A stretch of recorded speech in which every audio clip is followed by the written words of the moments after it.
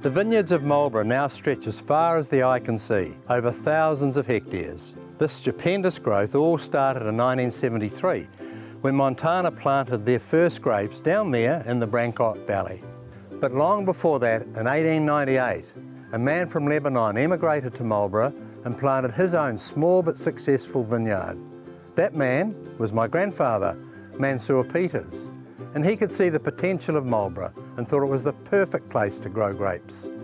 And that was 70 years before Montana figured out the same thing.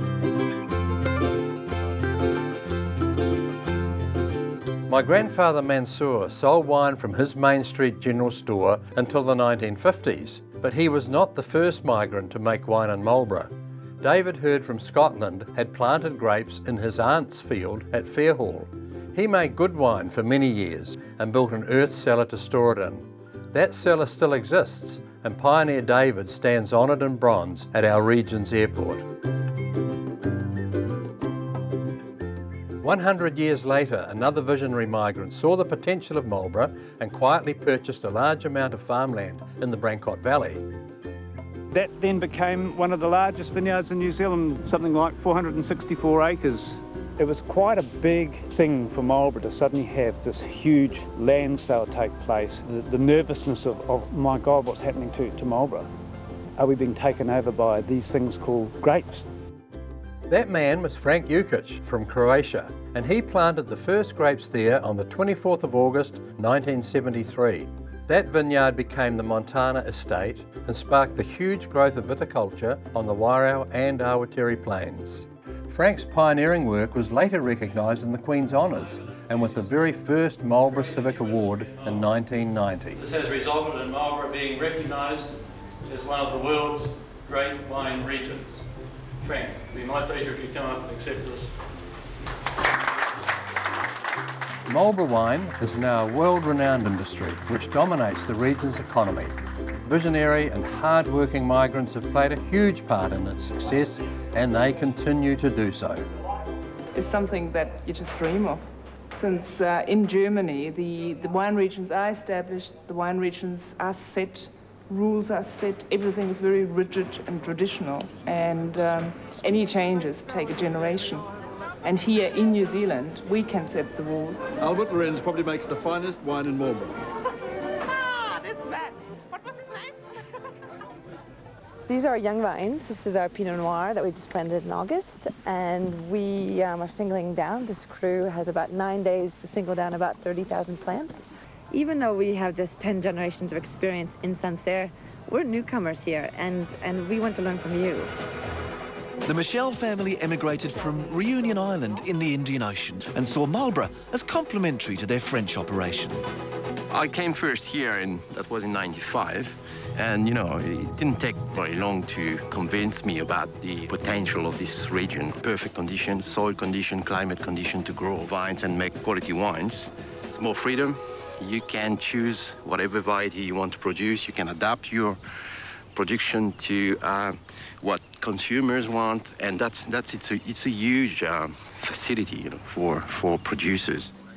Another Marlborough winemaker with a foreign heritage is Irishman Ernie Hunter. He's been very successful in Marlborough. Well, since success of our first vintage, Ulmit, the winemaker, fell in love with New Zealand, and I fell in love with the wine industry. And the combination of the two made me decide that I would like to build a new winery and get involved with the industry full time. I grew up on a vineyard in South Australia, and I did a degree in agricultural science, majoring in viticulture and plant pathology. So I thought, okay, got a bit of practical and got the paperwork. So I applied and was successful and was the viticulturalist for Montana. And I'd heard about this rather exuberant Irishman, and in my head I envisaged a kind of little wiry, leprechaunish Irishman. And one of the people said to me, "Have you met Ernie yet?" And I said, "Oh, well, no, I haven't really." And so kind of looked around for what I thought was Ernie. And there was this very handsome young Irishman over in the corner, nothing, about 6 foot tall, nothing like I'd imagined. So there we are. We knew we had a very high quality wine, but to beat the French and some of the other European winemakers, I didn't think we would have achieved that. Ernie was very good at capturing publicity. Obviously being Irish was an added attraction, and I think the local industry used to call him the unofficial ambassador for New Zealand wine because he always did such a good job of talking up the wines and the region. Everyone in the United Kingdom's talking about Marlborough wines at the moment. You know, some of the top judges are very excited with not only Hunter's wines from Marlborough, but some of the other wines coming out of Marlborough. So we can look forward to, I think, a great future with Marlborough wines. I remember Daniel, when we got here in 1980, he said to a farmer, I say, you mark my words, in 20 years, the whole valley will be full of grapes. Nah, you crazy. Comes from. And that's when he became the crazy Frenchman. When I came to Marlborough, it suddenly dawned on me, many of the people who are here are themselves migrants.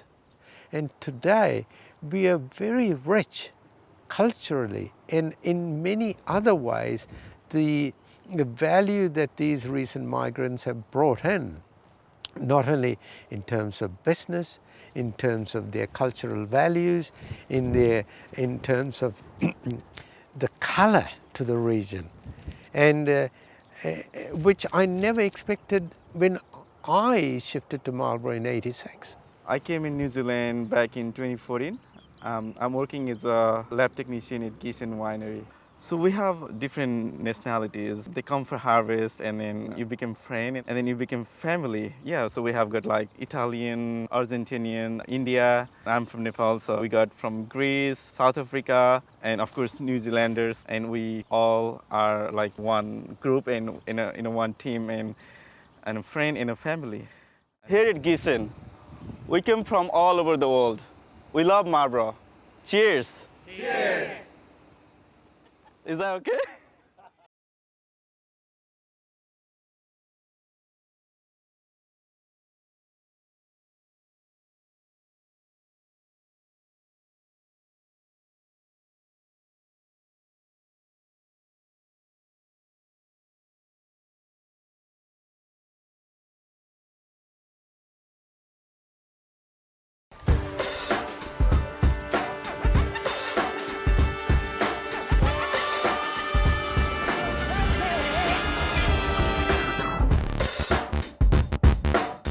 Well, to be perfectly honest, it was probably really the brainchild of Ernie Hunter, who was really a born marketer, I guess, and you know, the concept of being able to sell the province and sell the good wines here was born with Ernie's idea, really.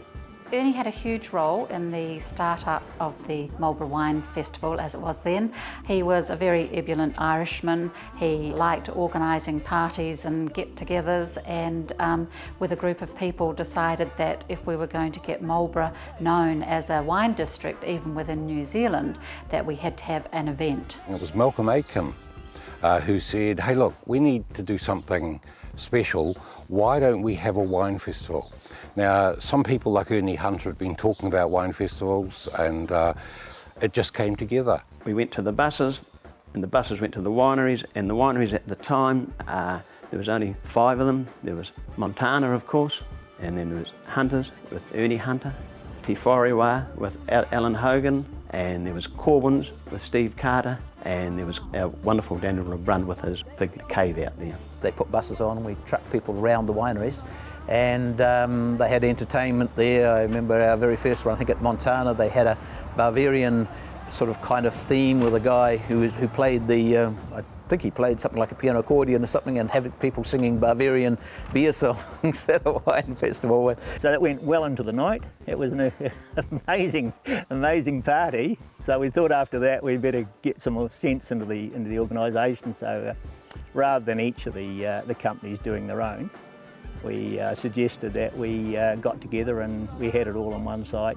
My friend Jane Taylor did the landscape design and did all the designs of the tents and where everything should be. Malcolm and I wanted all these big food writers and wine writers from all over the world to appear, but how do you get them here with no money? And here came Air New Zealand. They just were incredible. The big thing, I think, for the festival was the involvement of the Marlborough community and how everybody came together and to help make it all happen. One of the tutors at the Culinary Institute said to me, I've never had this before, this is an amazing New Zealand story. And I think that's what the festival's helped us to do, to understand the depth of talent of our food. Not us as people, but the foods we produce. And I think we have a wonderful future based on that. To have something like the festival, which drew thousands of people down to the region and showed them what we could do. They could visit the wineries, they had a great time, went back, told all their friends, they'd looked for the wines. I mean, it just was of immense value. Well, to me, the festival has put Marlborough well and truly on the map. We are the Sauvignon Blanc capital of the world, and whenever you say you come from Marlborough, people immediately associate the wines with it. And I mean, it's just been fantastic. And all those smiling faces, I think, and knowing they had a great time here, and knowing that that would rub off on Marlborough, that they'd remember the Marlborough name. If that's all they had to remember, they didn't have to remember which wine or what year the Sauvignon Blanc was, or really what it tasted like. Just the name Marlborough was enough to know that we were doing a great job getting that across. And that was really well ahead of its time. There's a really, those are wonderful. You just get those funny feelings saying, God, this is great, this is fantastic, this is what it's all about. It's always a sunny day. We've never had a rainy day yet, touch wood. And the music's great, the crowd is fantastic. I don't know, it's just Marlborough. Fantastic.